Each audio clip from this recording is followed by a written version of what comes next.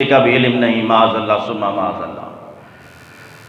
تو عزیزان محترم، سمجھ کا پھیر ہے، جس نبی کو اللہ تبارک و تعالی نے ہر چیز کا علم عطا کر دیا ہو، تیری عقل پتہ نہیں کہاں دنگ رہ گئی، تو آج تک نہ سمجھ سکا کہ نبی کو اللہ تبارک و تعالی نے کیا کیا علم عطا کیا۔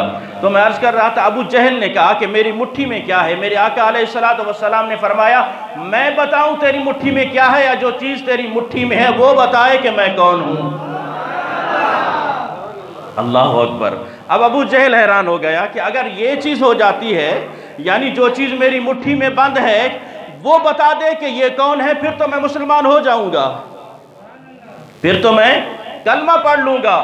میرے آقا علیہ السلام نے فرمایا، پکی بات ہے کلمہ پڑھ لے گا؟ کہا ہاں، اگر یہ چیز بتا دے کہ آپ کون ہیں، میں کلمہ پڑھ کر مسلمان ہو جاؤں گا۔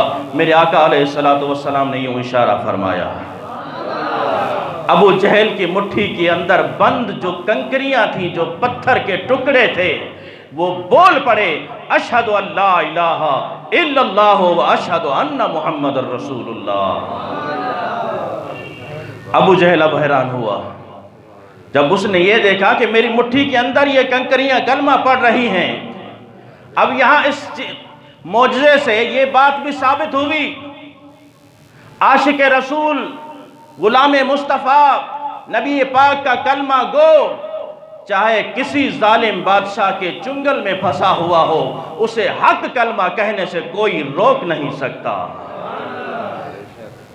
وہ کنکریاں اگرچہ ظالم ابو جہل کے ہاتھ میں تھیں، ان کی مٹھی میں تھیں، وہ کچھ بھی کر سکتا تھا، ریزہ ریزہ کر سکتا تھا، لیکن کنکریوں نے بتا دیا، اگرچہ ہم ابو جہل کی مٹھی میں ہیں، لیکن بات جب مقام مصطفیٰ کی آئے گی تو ڈنکے کی چوٹ پر ہم اعلان کریں گے۔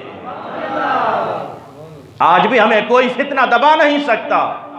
ہزاروں لاکھوں کتابیں لکھی گئیں مقام مصطفیٰ صلی اللہ تعالیٰ علیہ وسلم سے لوگوں کو دور ہٹانے کے لیے، پتہ نہیں کیا سے کیا لکھا گیا، لیکن اس روئے زمین پر آج بھی لاکھوں کروڑوں اربوں عاشقان رسول ملیں گے جو اپنے سینوں میں حب مصطفیٰ رکھتے ہیں، عشق مصطفیٰ رکھتے ہیں۔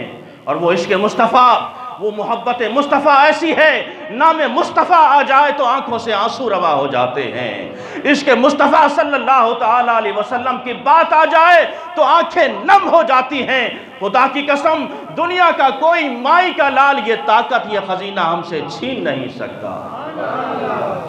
تو عزیزان محترم، میرا عرض کرنے کا مقصد یہ ہے، اللہ تبارک و تعالیٰ نے آپ کو سراپا معجزہ بنا کر بھیجا، چاند کو دو ٹکڑے کرنا، سورج کو واپس پلٹانا، حتیٰ کہ عزیزان محترم جانور بھی آپ صلی اللہ تعالیٰ علیہ وسلم کے قدموں پر اپنا سر رکھ کر اپنی شکایتیں کرنے آ جاتے تھے کہ مالک مجھ سے یہ